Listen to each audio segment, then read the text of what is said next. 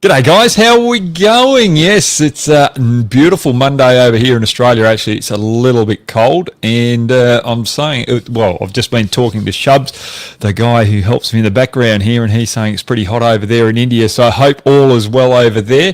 Paran, how you going? Sunak, who else have we got? Mr. Cute.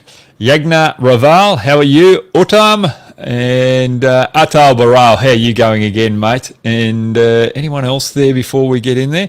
Oh, Harsha Lingatul Lee, I think that is RBH International. So there's a few new people on board. John Bright, how are you going too, mate? So, all right, we're live. I think it's quite even, this contest out at the moment, even though New Zealand have only lost 2 wickets. So we'll talk about that after we roll bumper.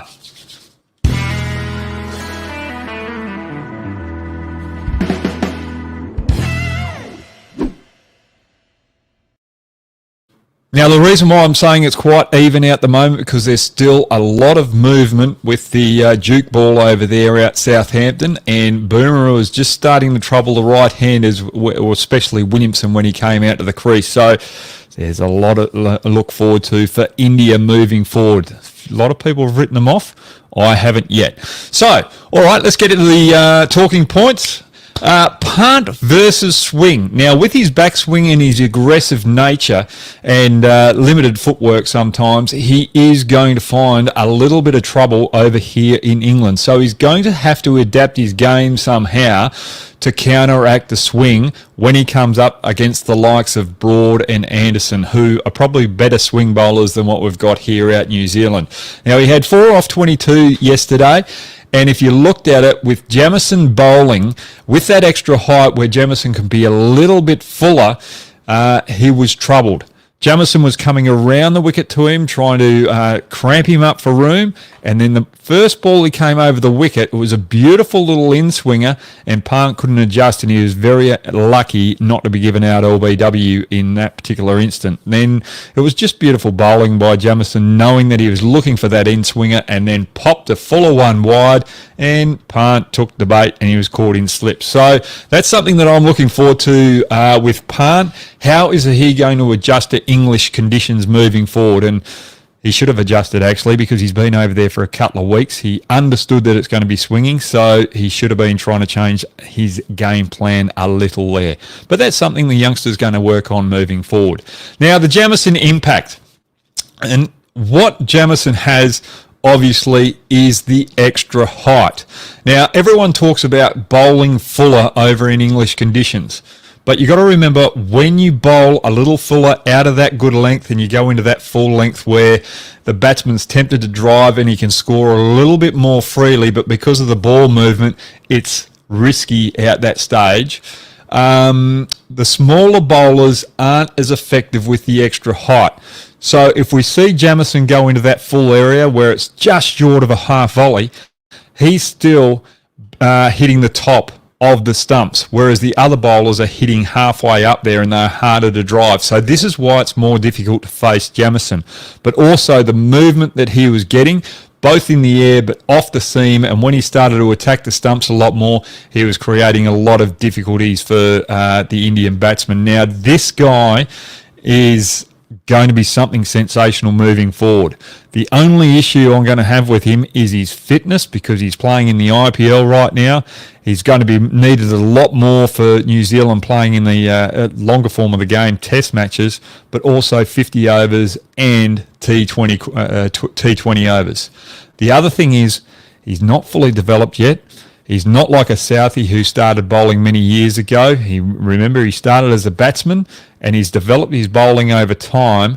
There's still a little bit more pace that this guy can generate moving forward as his body gets stronger. So there's so much to look forward to for New Zealand with this man going forward. We haven't seen the best of him, and that's just a great start. He's the pick of the New Zealand bowlers. I think he's the best bowler in New Zealand right now. So he's going to lead the attack. Okay, let's just quickly go into the Indian bowling. I thought they bowled okay yesterday early on. I think Ishant Sharma just bowled that good length. Shami bowled that good length. I don't think Bumrah was as potent as he could have been with the new ball. But I think India went in with that game plan with their paces just to bowl that 6 to 8 metre length. They didn't want to go fuller like New Zealand did. They just want to hold the pressure on New Zealand batsmen, because remember, when you go to that fuller length, yes, you create more wicket-taking opportunities, but the run rate goes up as well. So I think they were a little bit cautious there. But as the game went on, just in the latter stages there, I just felt that Bumrah was looking to bowl a little bit fuller to the right-handers. There was a little bit of shape there, and I can see some nicks going on against the likes of Watling when he comes in, Taylor and Williamson. So it's going to be a good contest today, and I can see Bumrah taking some big wickets there. Ishant Sharma bowling to both left-handers. I thought he was very unlucky, beat the outside edge a couple of times. But Shami, everyone tells or says Shami should be bowling fuller. But if Shami's bowling fuller, he's not going to get the same impact as what Jamieson does. He's not going to be hitting the pitch on a fuller length as hard as Jamieson does, so he won't be getting that seam movement. When he hits that good length, he hits the pitch harder, and that's what creates the seam movement there. So that's something that they've got to be careful about. I think Shami, for a couple of overs, could try and bowl a little bit fuller, but because he's not used to it, just that little adjustment of bowling fuller as a fast bowler can put you off your game. So you've got to be careful with that too, being greedy. So for me, I thought Shami bowled well. He's going to be the pick of the bowlers moving forward, and he's going to get India back into the game. Just want to quickly talk about Ashwin as well. I thought he bowled superbly yesterday. When you're on a green wicket like that, you try, well, he had 2 short covers as well. What his game plan was keeping the New Zealand batsman back on the crease, not allowing him to come forward, and then he'd bowl that slower one, tempting them to come out of the crease, and the wicket was holding up there. Those little cover catches are going to come into play as the game goes on. So this is where I think India are still in this match to win the game. Remember, we've got the reserve day. There's plenty of time. I think Ashwin in the second innings is going to have a big impact in this test match. Okay, all right, I've offered on a little bit. I want to hear your questions now, and I got that under 7 minutes 30. That's brilliant. We're getting better with my little comments, so we can get any more questions. Shubs, can we get the first question up, please? I'm just rubbing my hands here because it's a little bit cold in the studio. It's about 10 degrees over here in Perth. Kevin, how are you going, mate? Thanks very much for joining me. What is the difference between Indian bowlers and the New Zealand bowlers yesterday? Look, I think that what actually happened was the New Zealand bowlers with the new ball went full. They were trying to extract as much swing as they possibly could. And in doing so, they created scoring opportunities, especially in the first 10, 20 overs against the Indian opening batsman. But then when they knew that it wasn't working, they pulled it back a bit and tightened it up. And then when they started getting wickets, they brought on the big pressure of Jamieson, who bowled it a little fuller there yesterday morning and later on the first day, or the second day when they were bowling, and that was creating the wicket. So basically the other 3 seamers were bowling a good length, or 4 seamers when you hit the Grantham, were bowling a good length, keeping the pressure on and allowing Jamieson the weapon to bowl a little fuller, where he was creating those opportunities, causing the Indian batsman to come after him, which was difficult because you're still getting the same bounce and getting those edges. So if you look at Rohit Sharma's wicket, actually, when Southee, Bolt and Wagner were bowling, and they were bowling on that just good length to a full length, around about that 6-5 metre mark, the Indian batsmen were able to drive those particular bowlers. But when Jamieson came on and put the ball in that same length, and the Indian batsmen tried to go after it, that's where they created the edges. But you could see a little bit of extra bounce there compared to the other bowlers. So that was the weapon that New Zealand had. The Indian bowlers, they just try to hit that good length as much as possible. They didn't get as much swing as well, which was a huge issue. I don't know whether that's got something to do with their wrist, or whether they were trying to bowl a little too quick, or whether they were going after the game as well. But Also bowling a little shorter than what New Zealand did. They didn't allow the ball to swing as much, but they were still creating those opportunities. They were playing patient game. And remember, there's 116 runs in deficit that New Zealand are. There's still plenty of cricket to come. India will come out today fighting and put pressure on New Zealand. I think there'll be some quick wickets today, and I think it's going to be very exciting. Good question that, Kevin. Srinath Prakash, how are you going, Srinath? Do you think New Zealand have an edge over India when it comes to batting, as they have a better lower order than India with Jamieson and Wagner? I think batting depth, yes. New Zealand do have that strength, and that they're going to get those extra runs down the lower order. But the wicket over here is becoming a little difficult. Bumrah is starting to get a lot of seam movement with an older ball. Didn't get it with the newer ball.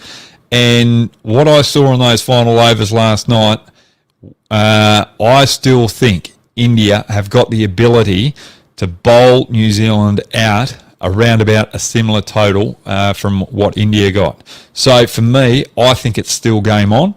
Yes, New Zealand have the advantage with extra batting depth, but I don't think it's going to play a huge part in this test match. Remember, if India get a total on the final day and New Zealand have to chase anything, it's still going to be tough going, especially on a momentous occasion like this of a World Test Championship final. It's an inaugural one. Both of them will want to win. It's still game on, and I think both teams are going to go after the win as well. Tejasvir Singh, how are you going, mate?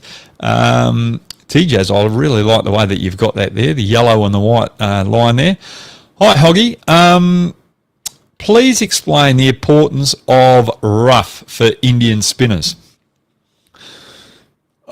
Look, it is important to a certain extent, especially when you're bowling the ball back into the right hand, or Ashwin bowling back into the right hander, or Jadeja bowling back into the left hander. What they can do there is sort of attack the off stump line, but every now and then throw it wider into the rough, and hopefully there will be natural variation from the rough just to cause a little bit of uncertainty with the batsman. But if we looked at Ashwin yesterday, and Shane Warne made a comment, and he's always made the comment, if the pitch is seaming, the pitch will spin. So when Ashwin was quicker, it wasn't spinning, but when he gave it flight and allowed the ball to drop and grip into the surface, he got some spin. So for me, it's not really the rough that's important. It's about utilising the flight and the variation in flight to create those indifferences in spin off the wicket. And I think both left-handers yesterday against Ashwin, when he started to change that pace, started to get a little bit confused and unsure of it. So that's why I'm saying Ashwin in the later period of this test match is going to play a huge role. The rough just creates uncertainty with the batsman, but other than that, it's not really going to play a huge part in this particular match. But very good question there. Jizez, you took that off. Mr. Singh, I'll say. Trinity, how are you going, mate? You were on yesterday as well. Thanks very much for getting on again. I told you yesterday that spin is going to play an important role with the help that Ashwin got yesterday. Do you think that Jadu and Ash will have an impact on the New Zealand batting lineup? I think they will do. I think Ashwin, especially against Nichols, will have a huge impact. I think he might get that wicket. I think the spinners will have to bowl a few overs just to make sure that the quicks are still fresh to be able to bowl those quick, short spells. So that's where they'll have an impact. But I think Jadeja won't have as big an impact as Ashwin in this particular match. So, and especially with the lower order having so many left-handers down there in Bolt, Wagner and Nichols, I think Ashwin's going to have a huge impact in getting through that tail.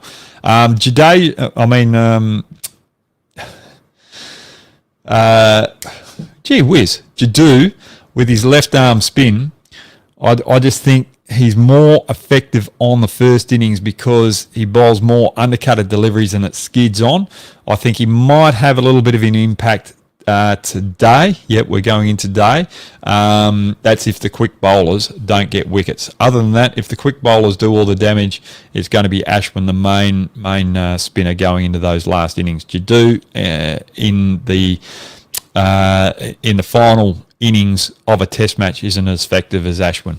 Hopefully I've answered that one quite well. So Ashwin's going to play the bigger role. Shubs? Yep. Vijay Sarati Cannon. I reckon Ashwin needs to slow down his pace to a greatly in day 4. Use the quicker one occasionally for LBW. Yeah, good point there. I like the way that you're thinking. The loop, the gyre and the fizz. Flying saucer techniques. Missing. Ideal speed, 84 kilometres. You've been watching the game and you've been watching the speed gun. I think you've got to set it up too for the batsman as well. Yes, if you bowl that slower pace all the time and the New Zealand batsmen are able to use their feet all the time, then they can get on top of Ashwin. And also someone like a Ross Taylor who likes to sweep, that slower delivery enables him to get out and reach the ball a lot more comfortably. So what Ashwin's trying to do is just trying to get them to defend, and then get them to attack when he feels it's the right time to just flight that one up and entice them into that attacking shot. You can go two ways about it. Yes, you can go slower with the quicker arm ball to try and get that LBW, or you can go the other way where you entice them to just play that false shot and push harder out the ball after creating that pressure. So, you know, you can go either way, but I like the way that Ashwin's going at the moment, especially on a fresh, damper pitch, and with the slower ball, it turns a bit. So what he's doing is trying to entice the New Zealand batsman to come out of the crease and hopefully get that stumping as well, with also the edge, but also the court in short covers. When it comes to the right-handers as well, I'd like to see how he goes against the right-handers. I think he might, with the right-handers, change it up and go with a slower delivery like you're saying, and then use the quicker one, which doesn't turn as much, to create that outside edge. So I think he might have a different game plan against the right-handers, especially Williamson and the likes of Watling and the lower order. But someone like a Ross Taylor who sweeps a lot, I reckon he'll go a little bit quicker to Taylor and then slow it up when he feels comfortable that he wants to entice Ross Taylor into that shot. So it'll be interesting to see how Ashwin goes about it, but very, very good observation there, VJ. Love it. Okay, Sunik Munna, how are you going? So do we need more stadiums like the Marvel Stadium, Melbourne, which has a rooftop to host important matches like the World Test Championship Final, T20 World Cup, etc., so that it can't be delayed by rain? Look, that would be an ideal situation, but you want all the elements of the outside to affect the match. When you play in a rooftop stadium, it's very difficult to get the swing, very difficult to get the drift as well, because you don't have the breeze to contend with and help as well. Yeah, it would be great, but I don't think it would be a good spectacle.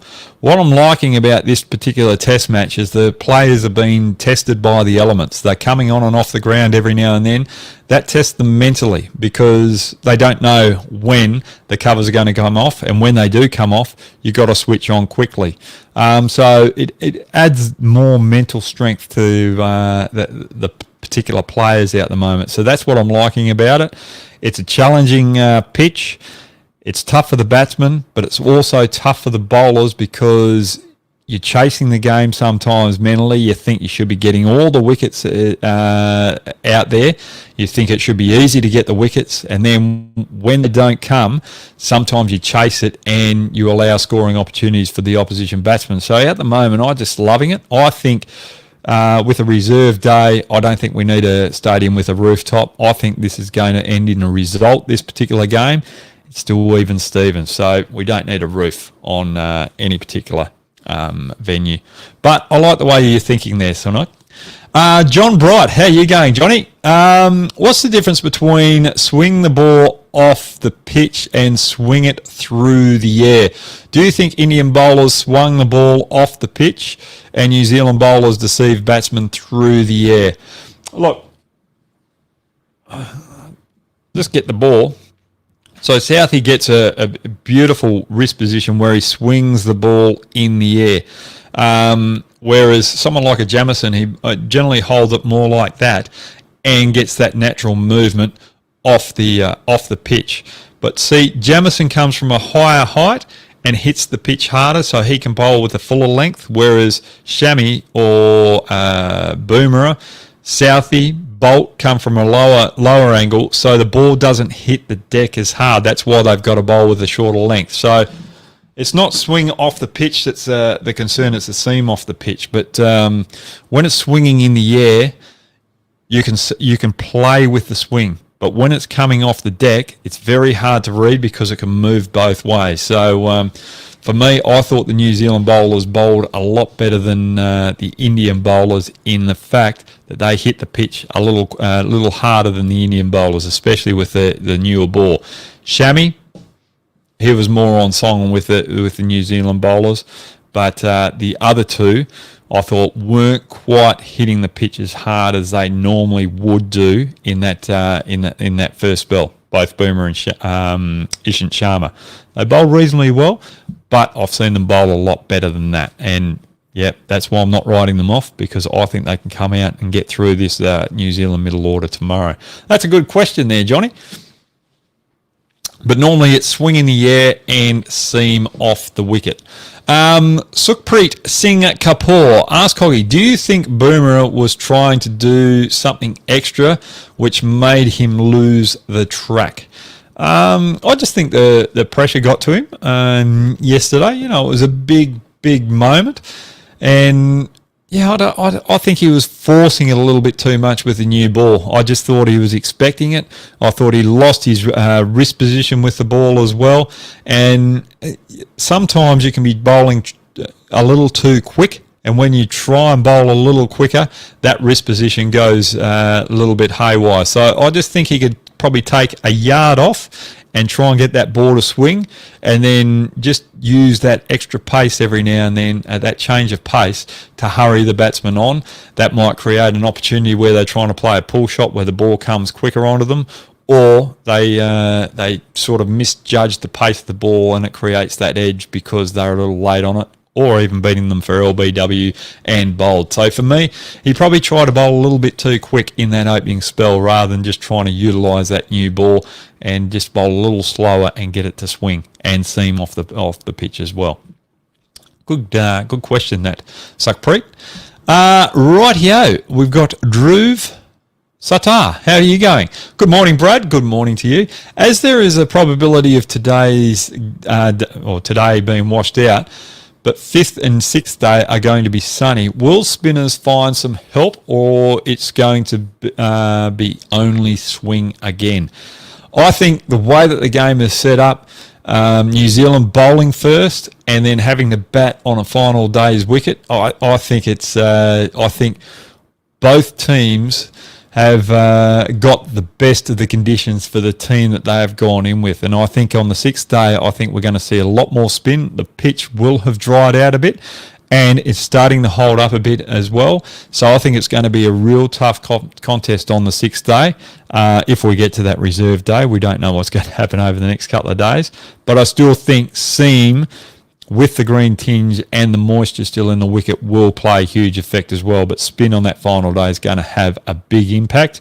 And tomorrow, yes, there is rain around. It's a high percentage chance of rain, but I still think we're going to get a fair bit of play in. I'd expect at least 3 hours of play tomorrow.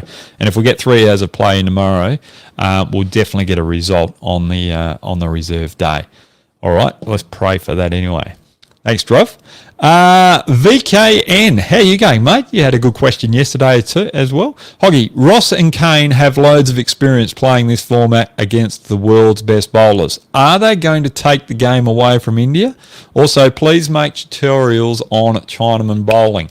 Okay, we will do that down the track in a couple of months' time. got something new coming to the show.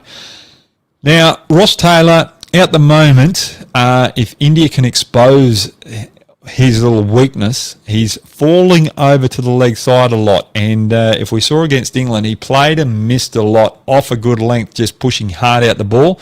He had a lot of luck there in that final innings that he played. Is he going to have that same luck? I think Ross Taylor at the moment is not in the best of form, so India can capitalise on that. Williamson yesterday, remember that he's only got an average of just under 30 on English conditions. So there's a little bit of vulnerability there. And the way that Bumrah was beating that outside edge, sorry, I'll get my hand up there, the outside edge yesterday, I'm just so excited for the first session today because it's going to be quality fast bowling against two quality batsmen who are a little unsure with their footwork, with the movement of the ball. But the thing with both of these players is they don't chase it. If the ball seams, they still play that same line. So it's just getting the right amount of seam movement to get that outside edge, and don't chase it, don't force it. It's going to be a very patient hour of Test cricket today in that first hour. So whoever gets that momentum going is going to have the best of the day. I can just see India right now bowling New Zealand out for around about the same total as they got, and we've got a very good final 2 days of cricket going. Good question. And the other thing too, going back to that last question too, the New Zealand batters are still batting on their crease, and that's probably because the Indian bowlers are a little quicker, and the Indian batsmen batted outside of their crease to negate the swing and seam that New Zealand were creating. And that's because they're probably bowling 5 Ks slower than what the Indian bowlers are. So that's another little aspect of it that we haven't seen, or we've seen in the tactics as well.